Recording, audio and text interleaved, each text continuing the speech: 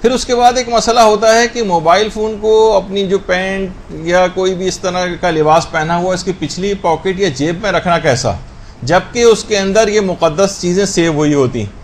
بعض اوقات لوگوں کو سمجھ میں نہیں آتا کہ مثلا جس میں تلاوت ہے اس میں قرآن بھی ہے، اس میں اور دعائیں بھی ہیں، تو کیا اس کو اس انداز سے رکھا جا سکتا ہے؟ تو اس کے اندر بھی مسئلہ وہی ہے کہ اگر لوگوں کی ایک بہت بڑی تعداد عرف کی اس کو اگر توہین سمجھے تو پھر شاید یہ مسئلہ حرام میں چلا جائے. لیکن جب تک ایسا نہیں ہے، اور فی الحال ایسا نہیں ہے کہ اس کو توہین میں سمجھا جائے، لوگوں کے عام طور پر قرآن کے اندر پوری دنیا میں مسلمان اب عام طور پر تلاوت قرآن بھی بلکہ مصحف ہاتھ میں کم لیے ہوئے نظر آتے ہیں. وہاں پر ہمیں زیادہ اس قسم کا نظر آ رہا ہے مکہ مدینے میں بھی کہ اس کے اندر ہوتا ہے اور آرام سے اسی میں تلاوت قرآن بھی کرتے ہیں. تو موبائل فون میں یہ سب چیزیں عام ہیں، تو اس کو اپنی پچھلی پاکٹ وغیرہ میں رکھنا اس سے کوئی توہین کا فی الحال ایسا کوئی سبب نہیں ہے، اور اگر کوئی رکھ لے تو اس میں کوئی حرج نہیں.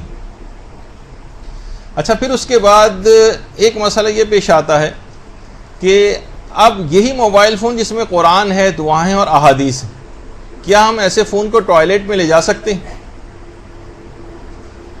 اپنے ساتھ لے جانا کیا یہ اس میں توہین میں تو شمار نہیں ہوگا؟ کیونکہ بہت سے سفر بھی درپیش ہوتے ہیں، ہمارے پاس ہر وقت ساتھ ہوتا ہے. اب موبائل فون باہر کس کو دے کے جائیں، ٹوائلٹ جانا بھی پڑتا ہے. تو دیکھیے اس کا بھی وہی مسئلہ ہے کہ اگر لوگ اس کو توہین شمار کریں تو پھر یہ حرام ہوگا. لیکن فی الحال ایسا نہیں ہے کہ لوگ اس کو تمام کا تمام پورا کا پورا معاشرہ چیخ پڑے اور بہت زیادہ اس کے اوپر اپنے ری ایکشن کا اظہار کرے.